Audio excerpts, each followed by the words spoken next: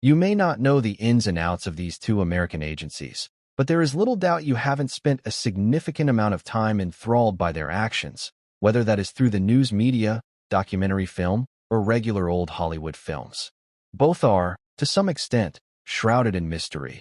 Both can be blamed for duplicity at times, bearing the scars of numerous scandals, and they are still currently the target of conspiracy theorists.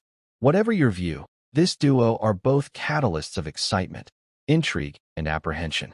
While we can't promise you the often secret workings of the agencies, we can provide you with a few minutes of fascinating facts. In this episode of the Infographics Show, FBI versus CIA. The FBI, or the Federal Bureau of Investigation, was the brainchild of Attorney General Charles Bonaparte. In 1908, he and President Theodore Roosevelt agreed that the Justice Department needed a corps of special agents.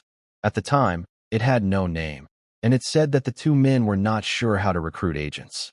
According to the FBI website, Bonaparte jokingly told the president they should have men shoot at each other, and whoever survives gets the job. The Bureau of Investigation, BOI, was created soon after, and 34 people were hired at first to work as special agents across all of America's state borders. In 1935, it officially became known as the FBI, and Prohibition became its raison d'etre. As you know, this meant investigating mobsters we still see on the big screen today, and from 1924 to 1972, the controversial crime-busting icon known as J. Edgar Hoover was the director. Mobsters weren't Hoover's only concern, and much of the FBI's resources were spent on investigating political radicals during the Great Depression, which later included diminishing the impact of Americans with communist sympathies. The FBI's historical cases are, of course, too many in number to list, but some famous investigations include the stick-up robbing sweethearts Bonnie and Clyde, the white-collar crimes of the company Enron, the JFK assassination, the murder of 3 civil rights workers in Mississippi, Watergate, and of course 9/11. The FBI currently has its headquarters in Washington, D.C., and there are 56 field offices in major U.S. cities, as well as more than 350 smaller offices around the country. It also has about 60 offices in other countries.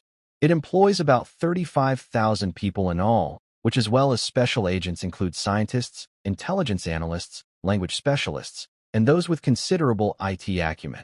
Contrary to popular belief, the FBI does not just shoo the police aside during big investigations, because it has no right to.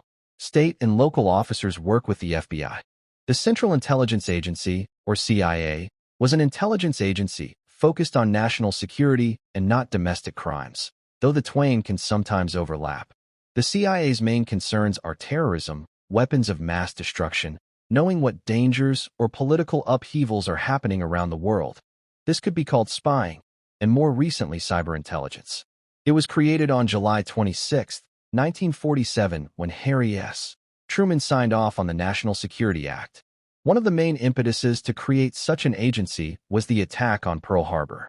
It has been involved in numerous conflicts, again too many to recount, but those include the 1953 Iranian coup d'etat, attempting to enact a military coup in Indonesia, trying to quash all kinds of pro-communist movements around the world, the Vietnam War, and controversially arming rebel forces when the USA believed it suited them.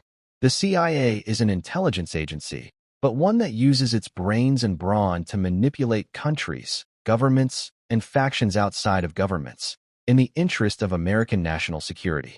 The number of people working for the CIA is not something the agency discloses, but its employees cover many areas of expertise. It's a very secret organization, but it does release millions of pages of its findings, much of that being historical, what we might call after the fact. Unlike the FBI, the CIA website states that it never monitors U.S. citizens, although it also states it will if there is a reason to believe that an individual is involved in espionage or international terrorist activities. Many of its workers are in Washington, D.C. at its headquarters in Langley, Virginia, but agents are also stationed, often working undercover, all around the world. Do these two agencies work together? Well, this is also a matter of controversy, and people have written books that delineate a war between the agencies. The CIA's website states that the relationship is strong, as threats to national security come in all sorts of guises, and so information can be shared. That information might relate to drug trafficking, money laundering, organized crime, and terrorism. Nonetheless, after September 11th, a congressional report stated that because intelligence was not shared responsibly, a possible counteraction did not happen. The New York Times wrote that they failed to counter the threat from al-Qaeda even though they had known for years that its leader, Osama bin Laden, was determined to attack the United States. So, yes and no, they worked together, but it seems the relationship may be somewhat difficult at times. The CIA is focused on collecting intelligence and cannot make arrests, whereas the FBI can investigate and arrest federal criminals, even agents if they break the law. To join the FBI, you must be between the age of 23 and 37, need a 4-year degree, roughly 3 years of work experience, and a driver's license. You might also have qualifications in language, law, accounting, computer science, or similar fields. Very few applicants are selected, and training at the FBI Academy in Quantico, Virginia, takes many weeks. The CIA also has strict requirements: a university degree, knowledge of international affairs, languages, data analysis skills, discretion, negotiation, and often background and medical checks with polygraphs. Training programs can last many months, and internships are available for prospective candidates. Which would be the best place to work?